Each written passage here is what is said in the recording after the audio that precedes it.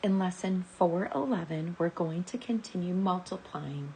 This time we're going to use it to figure out area of particular figures. You will need your whiteboard marker for our warm-up, and your math journal as well. Again, if you do not have those multiplication facts mastered, make sure that you get those flashcards or work on those daily. On your whiteboard, we're going to solve the following multiplication or division number stories using the correct unit in each answer. For example, pounds or dollars or whatever it might be. So number 1, Janine makes clay pots. She can make 5 pots with 15 pounds of clay.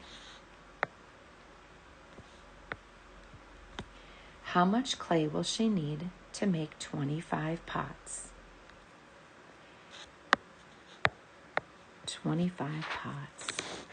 So on your whiteboard, go ahead and take 15 pounds. We know we can divide that up evenly among the 5 pots that it can make. How many 5s are there in 15? 5 times 3. So each pot takes 3 pounds of clay. Now if we have 25 pounds times 3 pots, we can go ahead and do that with partial products, or we can do that with partitioning. It would be up to you which one you prefer. I'm going to go ahead and take 3 times 20, and 3 times 20 is 60, and 3 times 5 is 15. I add those two together. She's going to need 75 pounds, and that's what they mean by units, is to put pounds on there. Let's see if I get the same answer over here. 3 times 20 is 60. 3 times 5 is 15. Add those together,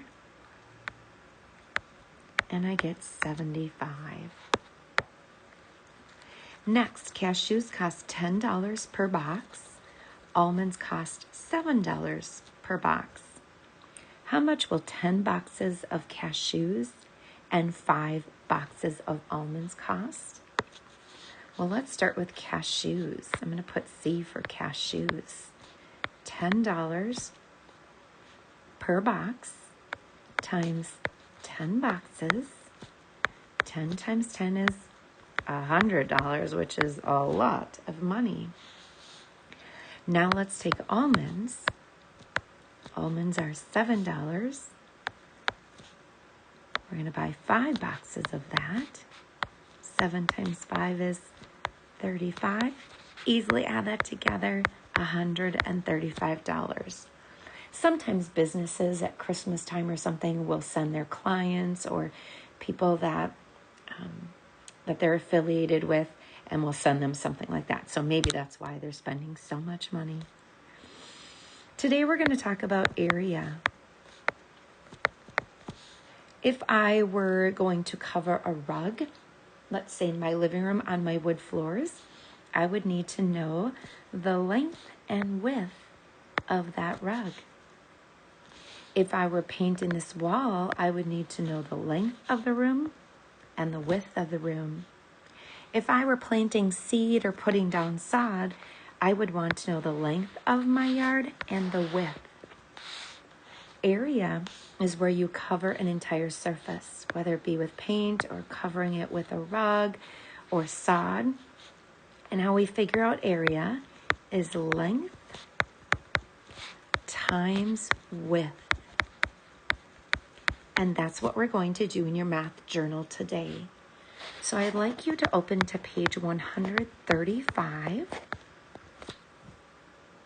And at the top it says finding the area of figures. Find the area of the following shapes or objects. So let's imagine this was my rug. Well, maybe for a little ant since it's in centimeters. But it is 15 centimeters by 25 centimeters. So the equation would be, remember, length times width equals area. So my equation would be 15 times 25 equals, and I'm just going to put x. That's called a variable, and it stands for what I'm trying to solve for. Now over on the side, I'm actually going to create my partitioned rectangles. Maybe you prefer to do partial products, however you'd like to do it. I'm going to do it this way, and the next one I will take partial products. I'm going to take 10 plus 5, which represents my 15, and 25, 20 plus 5.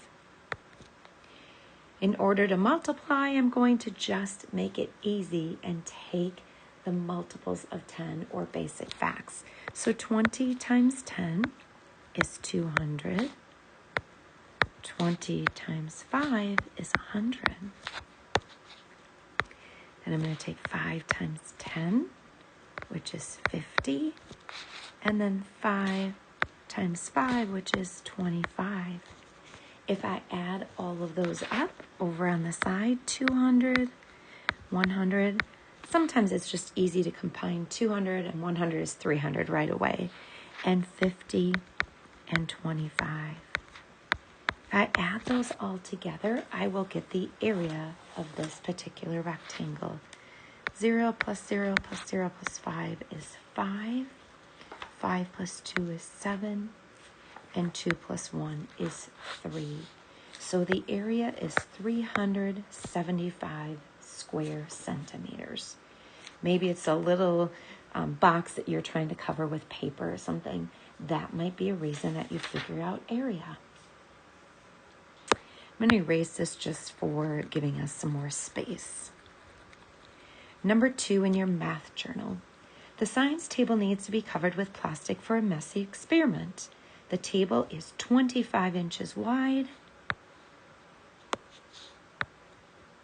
and 38 inches long. How many square inches of plastic do we need? So if you've ever carved pumpkins, sometimes you might cover your kitchen table or your dining room table or wherever you might be working. So in this case, we're going to take width of 25 times 38 to give me, and I'm going to put S. Any lowercase letter can be used as a variable, the answer which we're trying to solve for. Now what I'm going to do is do partial products. So I'm going to take 25 times 38. I'm going to start with my 3 times my 2, and the value of the 3 is 30 times 20. 3 times 2 is 6 with 2 zeros behind it. Now I'll take the 30 times 5.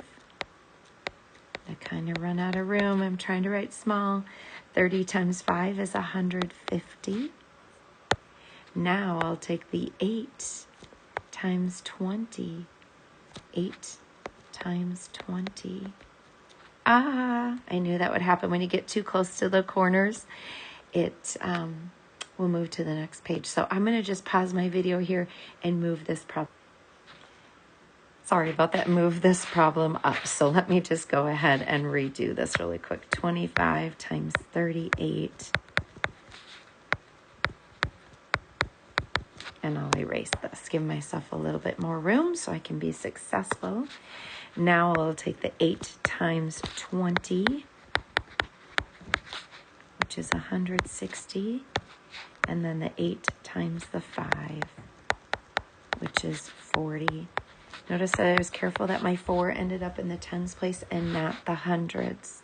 So 0 plus 0 plus 0 is 0. 5 plus 6 is 11, plus 4 is 15. Carry your 1. 1 plus 6 is 7, plus 1 is 8, plus 1 is 9. The total area is 950 square inches. Sometimes, if you look at number 3, our figures are not always perfect rectangles or squares. In this case, in number 3, it says, study the figure below. It is a plan for the new computer lab at Pond Cove School. The school's principal needs to determine how much carpet will be needed to cover the floor. Find the area of the room Well, you could do it two different ways. I'm going to take the easiest way to do it, and that is I'm just going to pretend that it is a rectangle. If it was a rectangle, all I would have to do is take length times width. So if that were the case, I would take 10 times 14, which is just an extended fact, which is 140. Now, I have this area that's actually kind of cut out, I would call it. If I find the area of this square, I can just subtract it from the whole rectangle to get the area that I actually need to carpet. So the area of that is 5 times 5, which is 25 square feet, or feet squared. So if I subtract 25 from that, I would get the area. So 140 minus 25 would be 115 square feet.